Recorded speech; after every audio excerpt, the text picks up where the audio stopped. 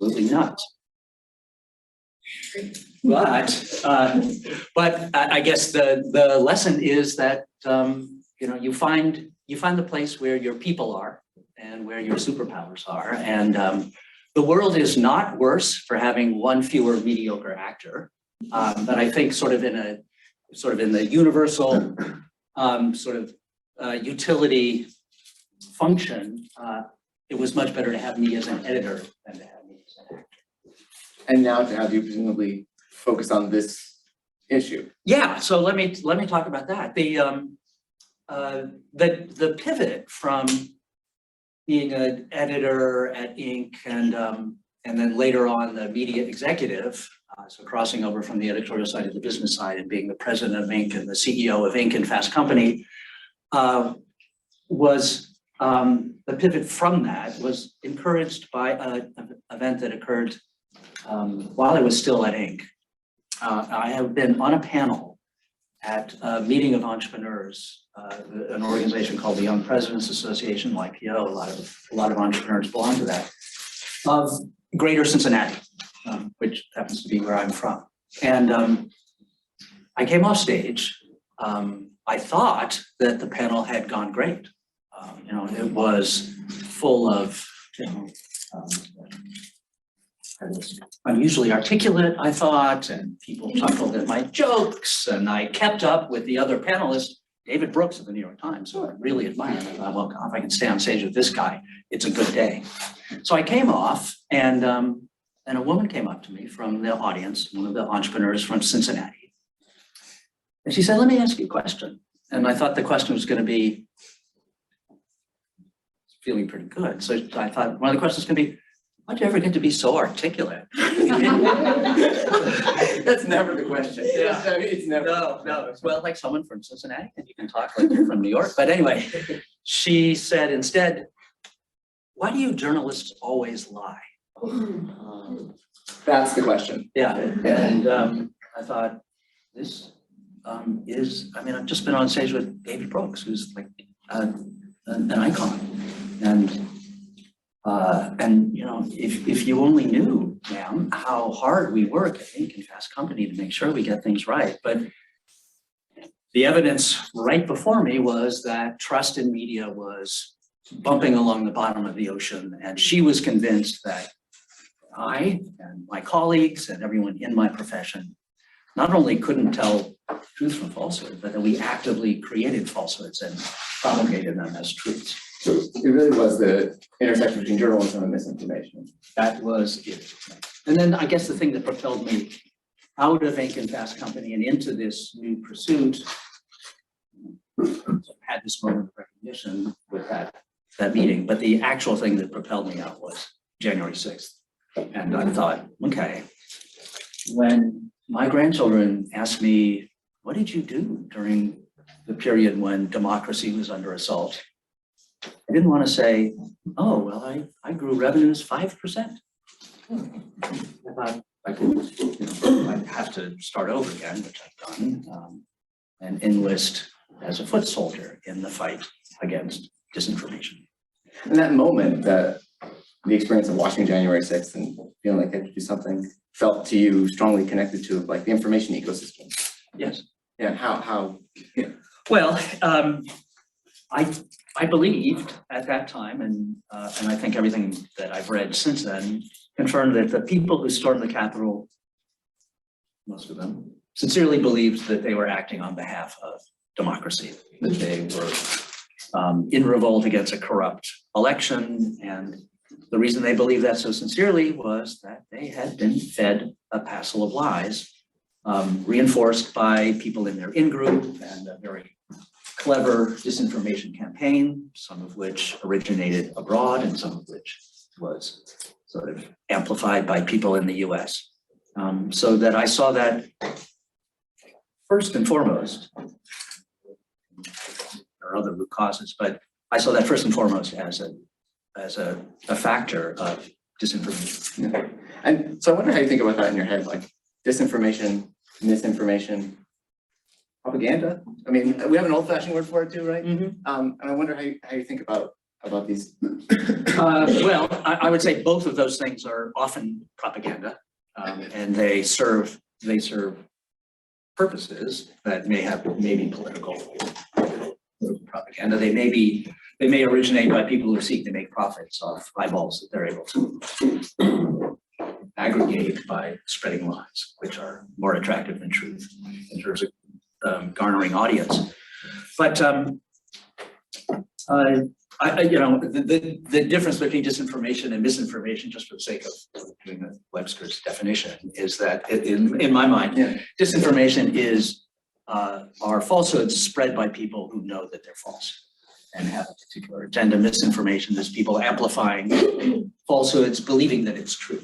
Yeah, and it would make a difference which of these you think is the bigger problem, right? Like if it's good faith actors being, I don't know, manipulated by the world that they're in versus bad faith actors actively manipulating, how you weight these two things, it seems to me would make a difference for kind of interventions, how you think about where the problems might lie, or no?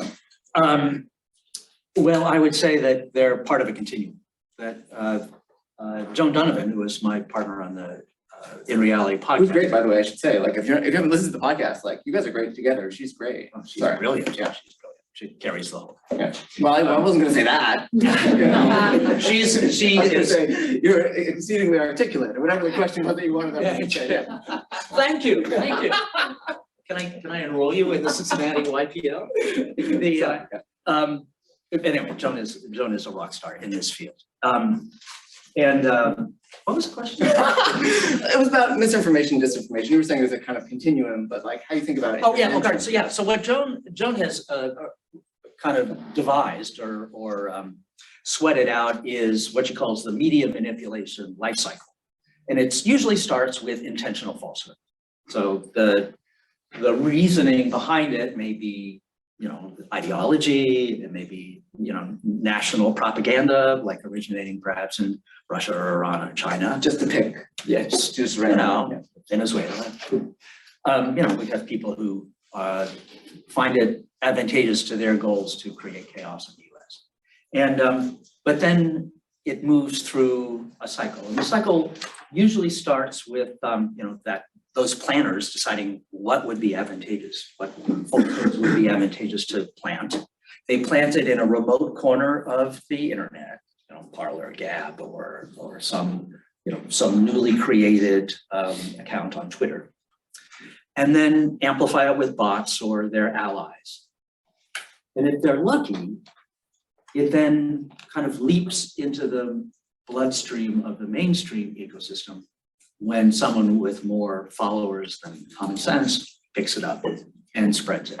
And so, at that point, it crosses from disinformation to misinformation at some point. So it's hard to say which is worse. But it starts that way with like a disinformation plant. Yes, right. With the idea that misinformation will carry, the currents of misinformation will carry it. Right.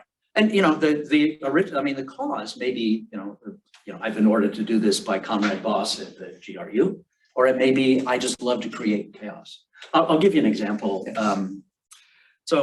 I think it was last spring, you may remember, there was a kind of a bit of a furball about fires at food processing plants. This has happened at a time when inflation started to kick up food prices, and so there was a kind of a bit of anxiety that someone wanted to play into. And so someone, I don't know who, but someone on a sort of small website aggregated a bunch of headlines about fires at food processing plants. Headlines in local newspapers. There's a fire at the Cheetos plant in Augusta, Georgia, and then there was a fire at this, Twinkies plant in Iowa. If you looked at that post, it looked like, gosh, look, 20 fires in food processing plants. What's happening? And you could, if you Googled for 10 seconds, you might realize that there are 300,000 food processing plants, that these fires occurred over 18 months. So 20 fires over 18 months at 300,000 food processing plants, when most of the time the fires were not serious enough to either call the fire department like or a shut down the caught plant. fire or something. This is like just statistically normal. Right, and it became a headline in the Springboro Herald, but but it wasn't an issue. However, Fox News and the great Tucker Carlson decided that for his own reasons that this was news, and so he made a big thing about it, and he was the guy who made that leap from disinformation to misinformation. He was, in the sort of terminology of the GRU, the Russian disinformation campaigns, a useful idiot. But that's how the cycle happens. I'm glad you brought up Fox News, because that was actually going to be my next question. Like, I think sometimes when you talk about not you, but in general, when people talk about the kind of misinformation problem, it's very easy to kind of latch onto social media. There's Twitter, there's that. But I think the more you do the research, the clearer it is that like Fox News is kind of at the hub of this. But I wonder if that's how you see it, or how you think about the relationship between like a mainstream media organization doing this versus like, I don't know, random users of Twitter or Parler or whatever. Well, I think the distinction I would make is that Fox News has a role that is outsized in US politics, particularly in Republican politics. And so it's not, a great discovery to observe that a lot of GOP politicians play to Tucker Carlson and take their cues from what happens on Fox News in the evening. But social media is just really optimized for spreading misinformation. There's so many things about it that bring out the worst in humanity and enable it. And so once it has been promulgated on Fox, it spreads on social media. And then social media, I would say, is more responsible than a platform like Fox or some of the other media sites for QAnon or bringing people down rabbit holes. Because then you can just sit at your screen, and if you're susceptible and the algorithm is dragging you down towards a conspiracy theory, that's where that happens. It happens on YouTube or Facebook. And I mean, I guess a lot of the examples that have come so far and what inspired you, it's happening on the right side of the political spectrum. Is that because there's a gap? It happens more on the right side? Is it because you're comfortable talking about it on the left side? How do you see this interacting with kind of political polarization? Well, I think that the susceptibility to spread falsehood is a human trait, and it's not limited to the right or the left. I would say, and I would give you an example from my own experience at Inc. After January 6th, one of my writers was writing an essay about what happened that day for our audience of entrepreneurs. And part of his essay included the claim that the Capitol Police stood aside and let the rioters into the building. And sort of as an editor, my job was to say, well, I don't know, is this true? What would it take to make this claim false? And for me, all it would take is to look at the video of the police fighting back and being hit over the head with flag poles and having their batons taken from them and waved them. And they were resisting, and many of them ended up in the hospital because of it. So I asked him about this, and we took that part out. But clearly what was happening with this guy, is a very solid professional journalist, was that the idea that the police were not to be trusted was part of his kind of narrative about how the world works. And there was a rumor, in the immediate aftermath of January 6th, that the police were complicit. And that was all he needed. It fit his narrative. So he began to tell his audience that it was, or was about to tell his audience that this was true. So I think that critical thinking is something that we all need to brush up on, and we all need to think twice about the news we receive, to ask ourselves, what's the source of this? Do I believe this? What would it take to disprove it? And particularly need to be vigilant if a claim that we receive from whatever source we get our news from makes us angry or shocked or surprised or any one of those emotions that makes us suspend, our It's so hard. judgment. It's so, I mean, you must feel it when you get a story and it confirms your beliefs. It's so hard to say, you know what, I should be skeptical about this. I should really be skeptical of this because it seems so true and I would love it to be true, right? Of course, it is human. I have been a useful idiot myself. I embarrassed myself after the Boston Marathon, and I retweeted a tweet about, here's a site you can go to contribute to on behalf of the victims. It was fake, and I so wanted to be helpful that I suspended judgment, and I didn't investigate it, and I just retweeted it and quickly corrected. But it was embarrassing, and I think in retrospect it just shows how much of a human instinct this is. Part of the fight against disinformation is just being better ourselves. Don't be a useful idiot. And I would say not only is that, there's another aspect to that too, Evan, which is like, don't be fooled, but also don't be a marshmallow. So when you're confronted with what you know to be a falsehood, stand up for it. Stand up for the truth.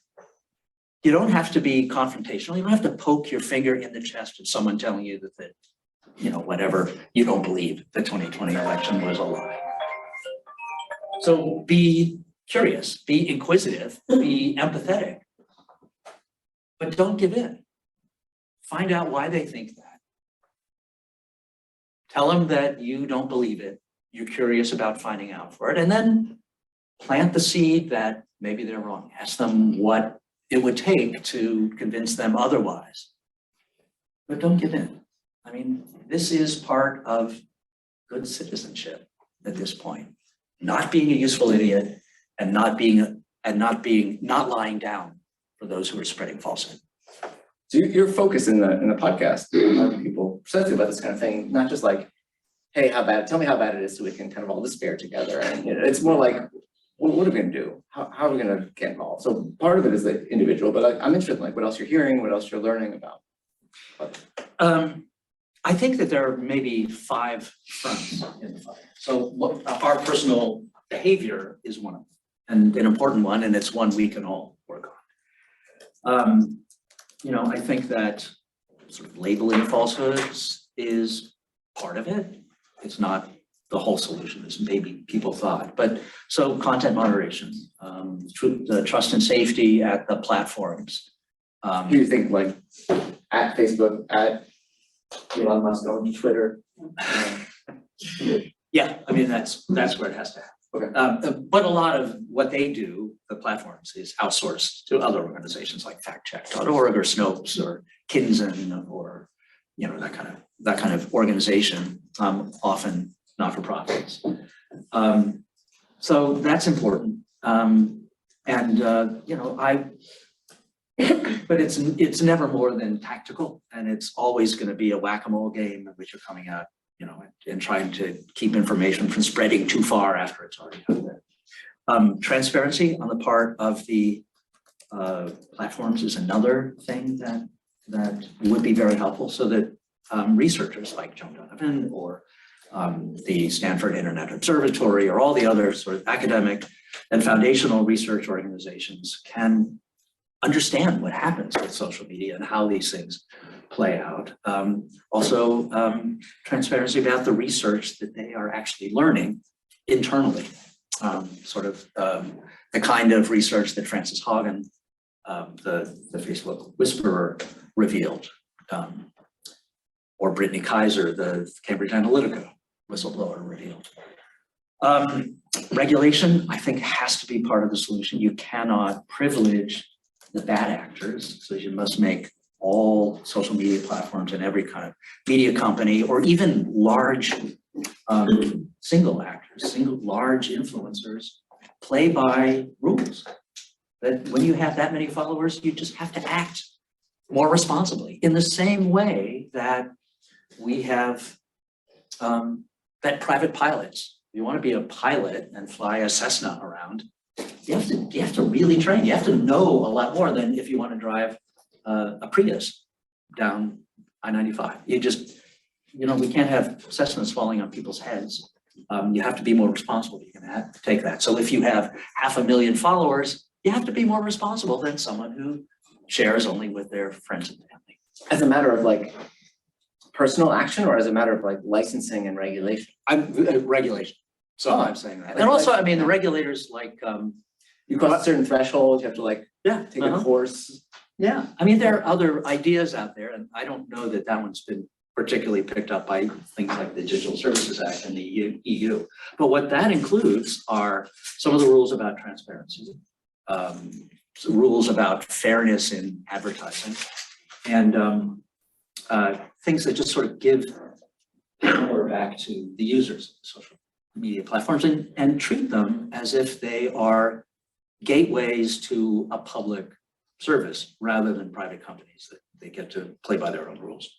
I did hear, so won't shock you as a, a journalist, do these things. I was preparing, I listened to a bunch of podcasts. And so like, I actually want to talk about your podcast in specificity, even though I know not everyone in the room is like, listen to all the podcasts. So you just forgive me. I'll try to give enough background for the question. But you had a guest on who was talking about like libraries and parks as a model for civic spaces, for virtual spaces. And I don't know if you want to talk a little about that. Sure, It was yeah. really fascinating. Oh, good. I'm glad so. Yeah. And thank you for listening. I wonder Why who were you that lying was. to us? Why were you, no. That was Eli Ferrister. So, who's the founder of change.org, among other things. And now he's really interested in creating a sort of safe internet space.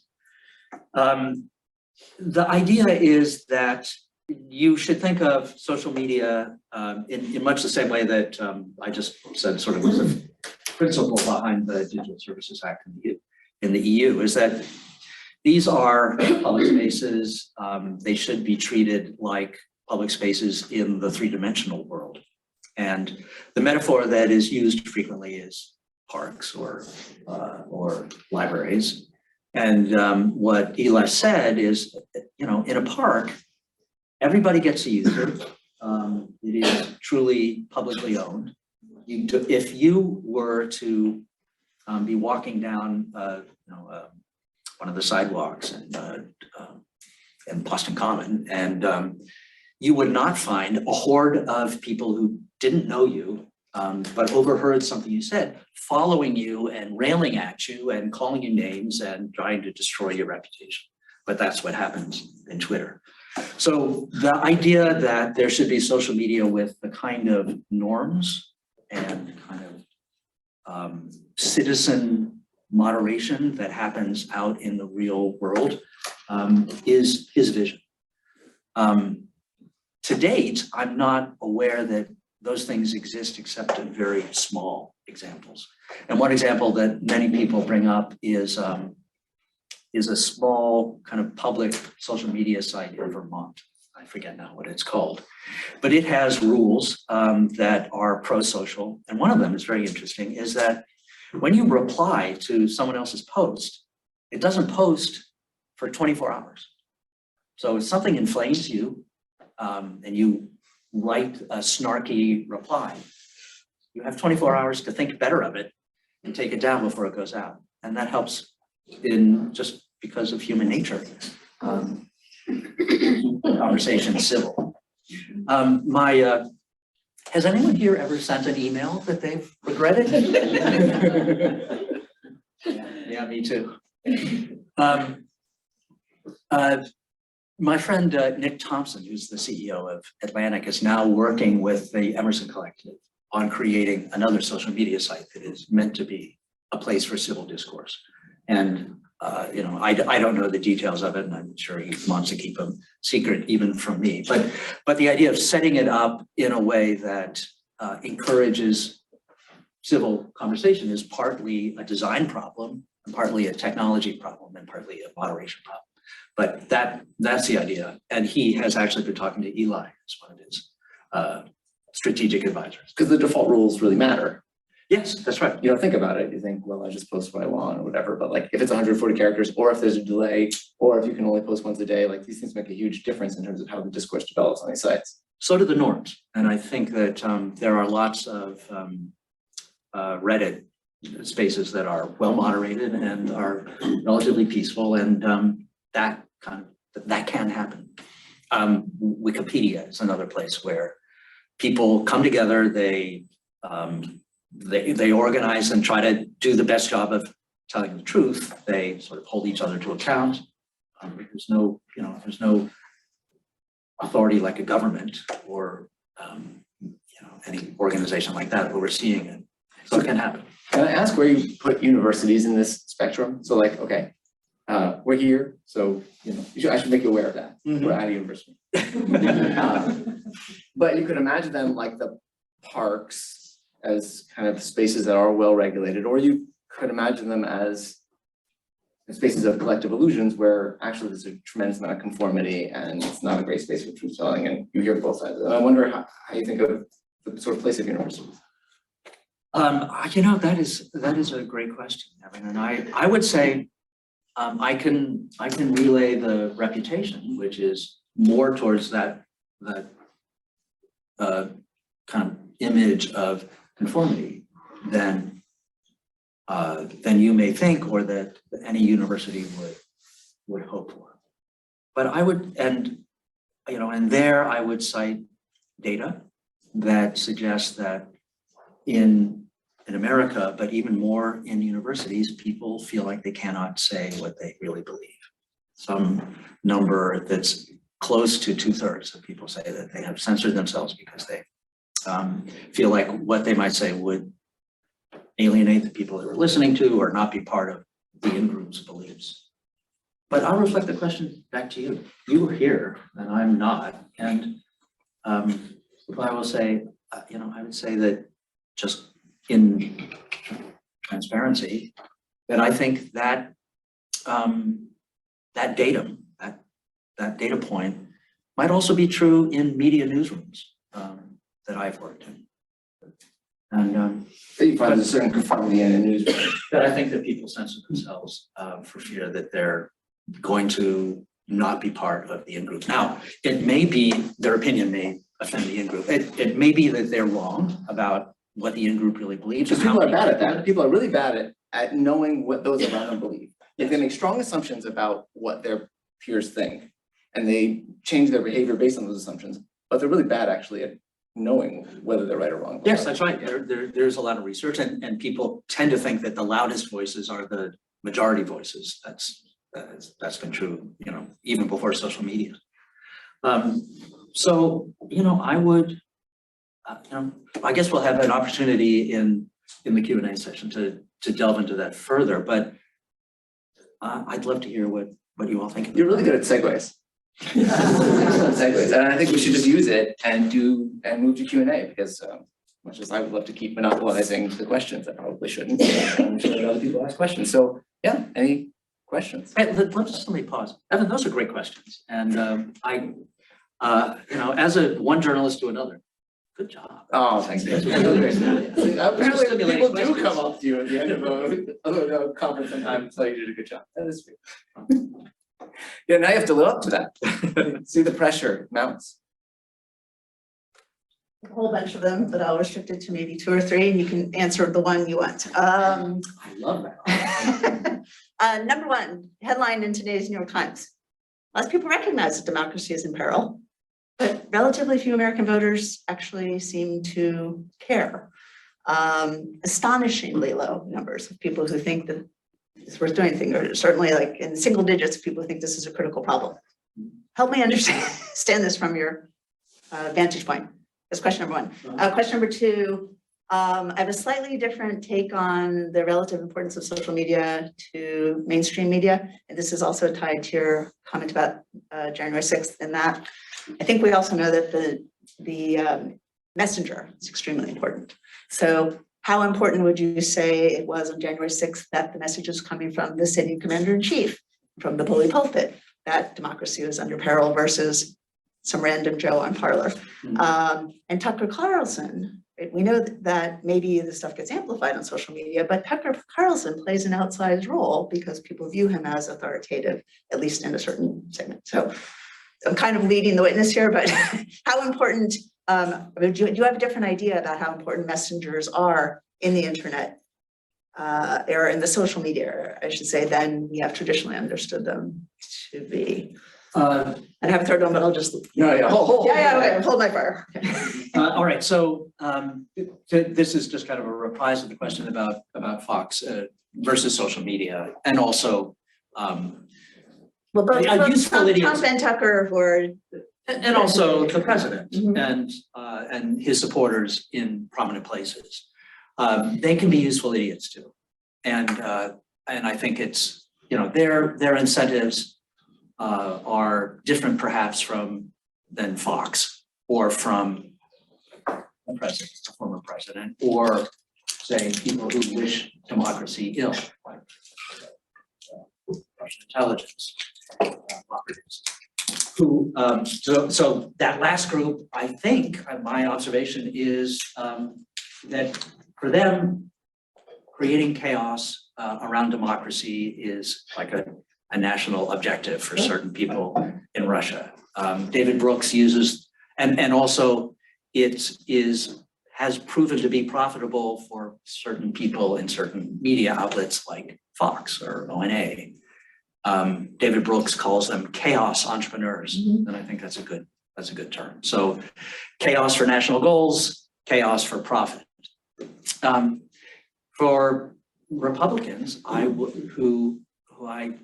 really be very interested in hearing how sincerely they believe in things like the big lie. My suspicion, based on conversations, is that far fewer actually believe in it than espouse that, especially during primary season.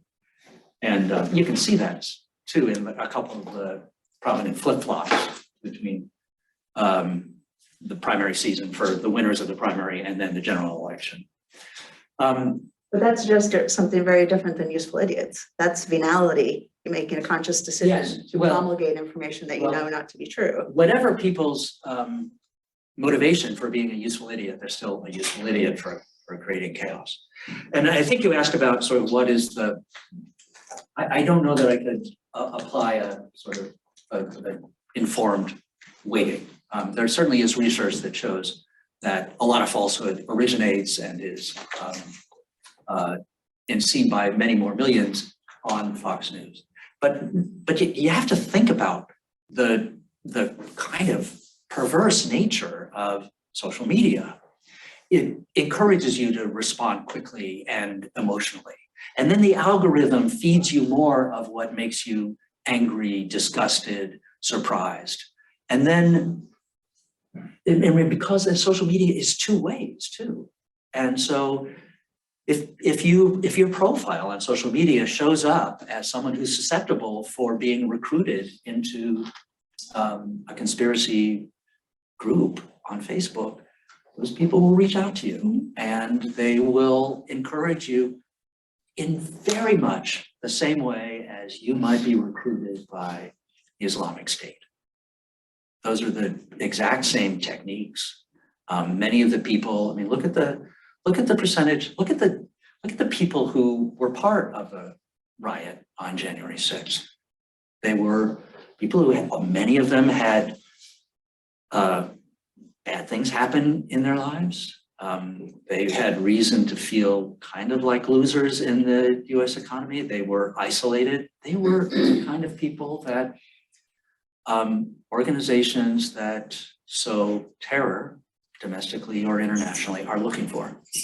So social media may be able to, maybe one way to look at it is that the mass media sows these ideas, and then social media pulls people towards the real extreme. I also have one, two.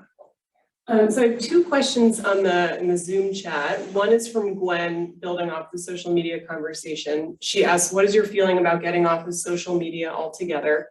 Not a viable solution for many, but she's had reduced stress levels since getting off of Facebook.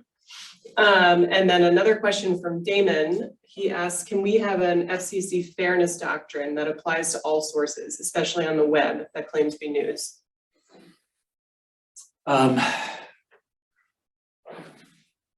I, Do you tweet? Are you on Facebook? I canceled my Facebook.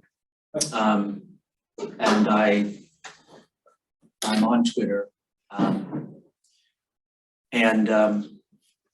But not TikTok. I pay for that. I find them to be, time wasters, and I also find them to be, look, I am, as susceptible as any other human being to enjoying confirmation bias and loving to see my political others, take it on the chin from some, really sharp 140 character put down. So I think I waste a lot of time on Twitter. I would say that the time I spend on Twitter is largely wasted, and that it sheds more heat than light. Where I get the most benefit that I recognize on social media is on reading newsletters from people who are on the other side of the 50-yard line for me in politics. And I would describe myself as left of center. So I think that the most educational stuff is not reading the people who agree with me, but reading David French, Isaac Saul, Jonah Greenberg, Sarah Isker, who are right of center, but don't demonize me, don't talk down to me. Help me realize that people on the other side of the political divide actually have a point, and that some of the grievances they talk about are real. If you could, in terms of the advice about social media, if you were to cancel Facebook and replace it with, and if you were politically oriented like me, and you replace it with a subscription to the Dispatch or the Bulwark or Tangle or Barry Weiss, Common Sense, that would probably be a net gain for your, for your development of brain cells, and also your well-being. Just to find out that the world is not populated 50% by, menacing idiots, but by people who maybe have a different point of view, but are fellow Americans. Just the fact that you could, very quickly name 4 or 5 conservative writers, I think, as a kind of litmus test of whether you're doing this, people should be able to do that. Oh, yeah, okay. And the fairness doctrine question, are you attracted to the idea? Oh, I think that the fairness doctrine died because it died because it was behind the times, and it's not really well suited for a highly fragmented information ecosystem like we have now. But I certainly understand the impulse of some kind of moderation of what is allowed to be said in public forums. I think that probably the best solution lies in the kind of regulations that we were talking about. So the Digital Services Act in the EU, which I've referenced a few times because I think that the European Union is ahead of the US when it comes to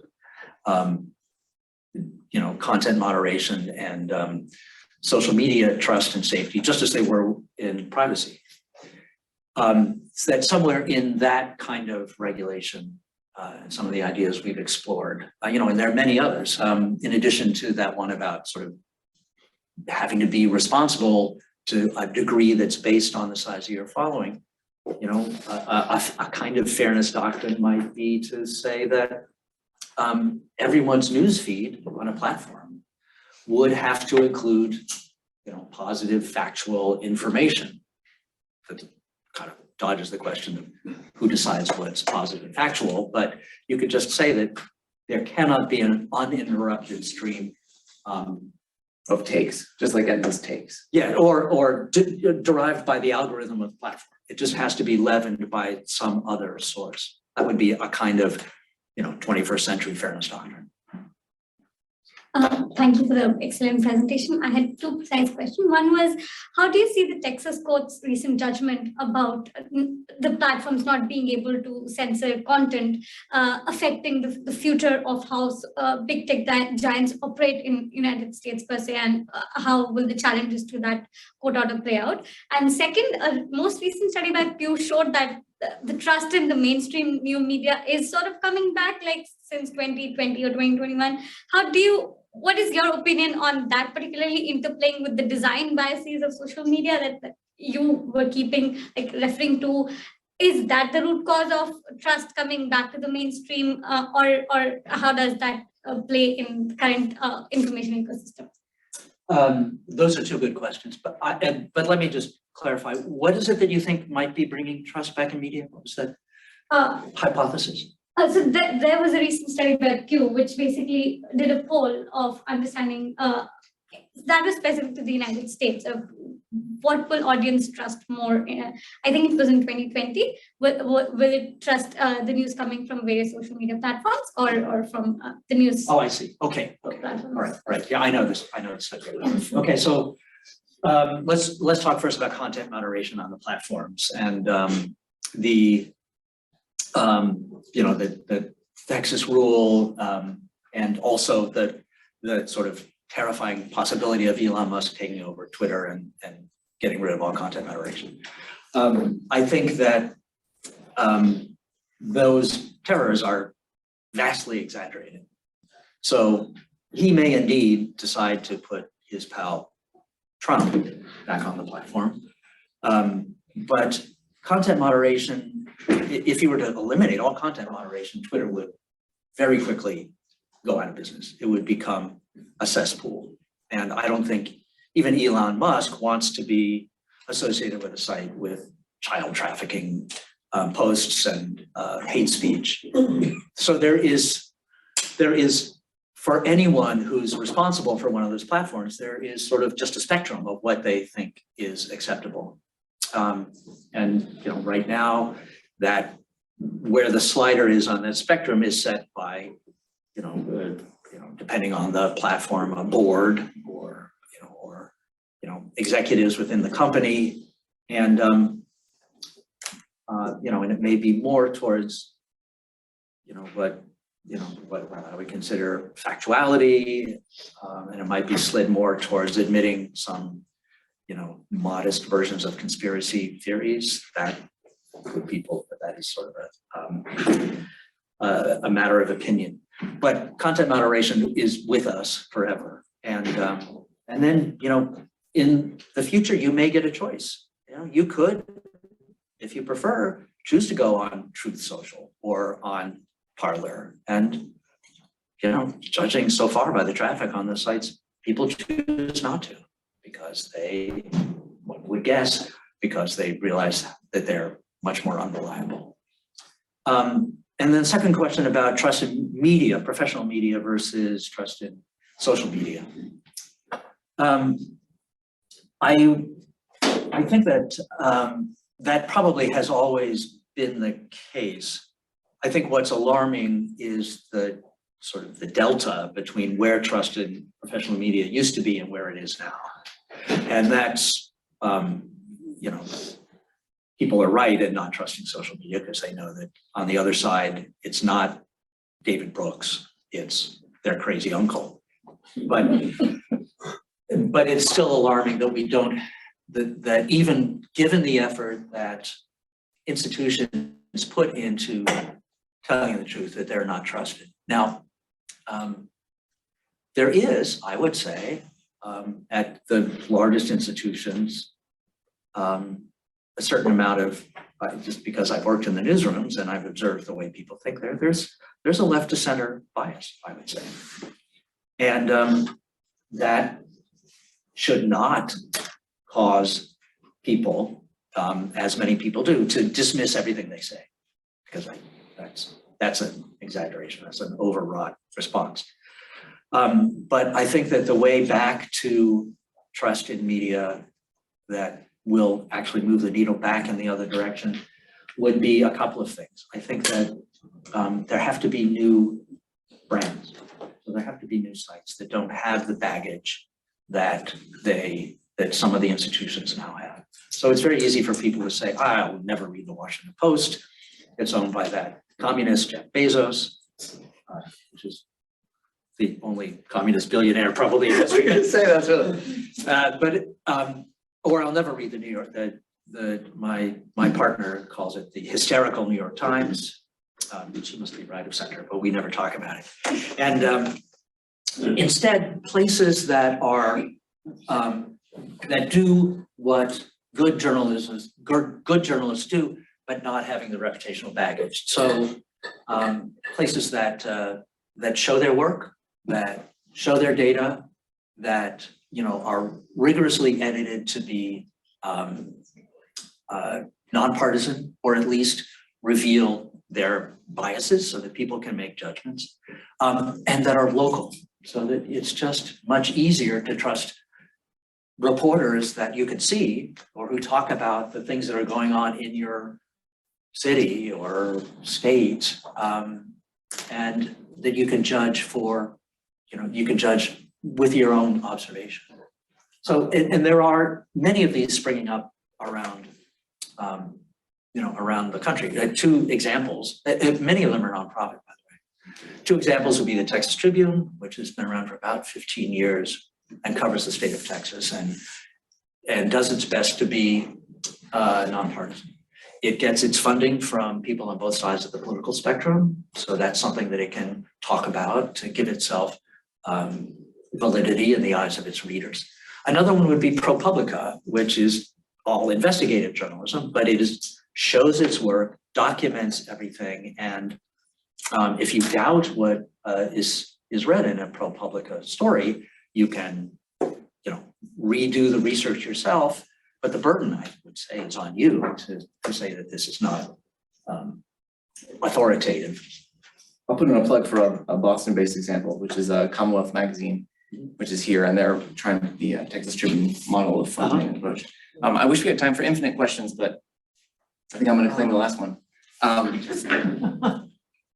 think partly because I am often despairing around this, and you're committing time to it, and the current state of your career. Maybe I'm making the wrong assumption. I assume that's because you're not quite as despairing. You're, at least part of you is optimistic, hopeful. How do you capture that, your sense of possibility?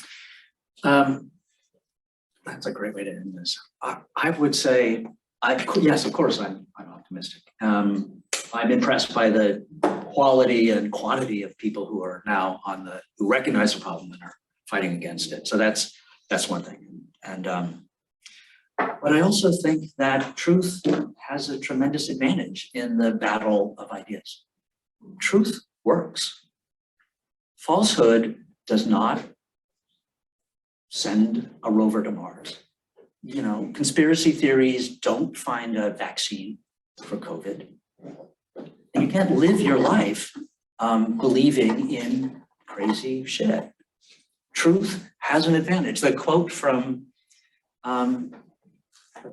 Hannah Arendt, who lived under propaganda regimes in Nazi Germany and studied it extensively in the Soviet Union, pointed out that, I think her quote is, and I'll mangle it a little bit, is that no matter how clever the liar, how infinitely complex the web of falsehoods he spins, he can never make it large enough to counteract the immensity of factuality. And I'll give you one example from history in my lifetime that was, that just, I think, makes the point. One of the heroes in my mind of the 20th century is Václav Havel of Czechoslovakia, who was a playwright and poet. And he wrote an essay called The Power of the Powerless about a greengrocer in a small town in Czechoslovakia behind the Iron Curtain, who had a sign in his window, like everyone was required to do, "Workers of the world unite." Nobody, least of all this greengrocer, believed that the workers of the world were going to unite behind communism or that that was even a good idea or anything that he believed in, but putting a sign up just kind of was a universally recognized falsehood. It didn't mean that he thought it was a good idea for workers of the world united. It just meant, okay, I'm going to play along with it, but everybody knows that's false.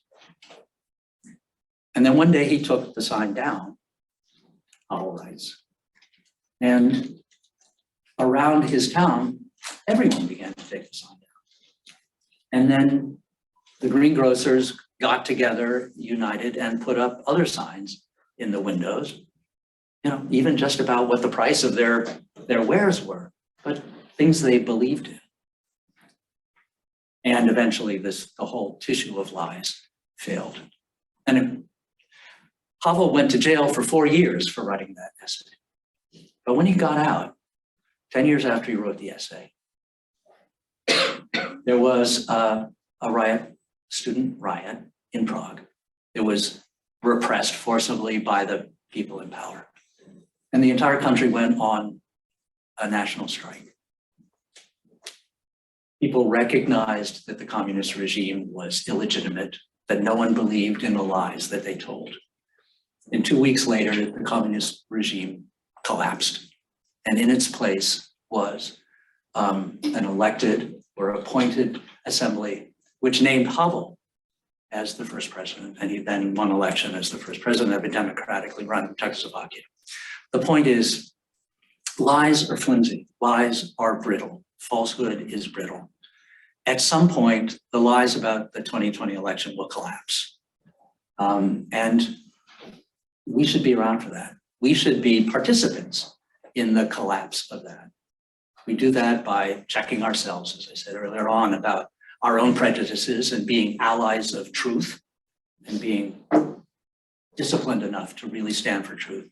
And then also being forceful about being on the side of truth. That, folks, is how you end.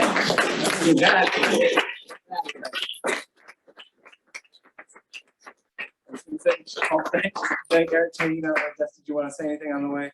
No. This was fantastic. Thank you all. Go read Equus and for next time. Yeah.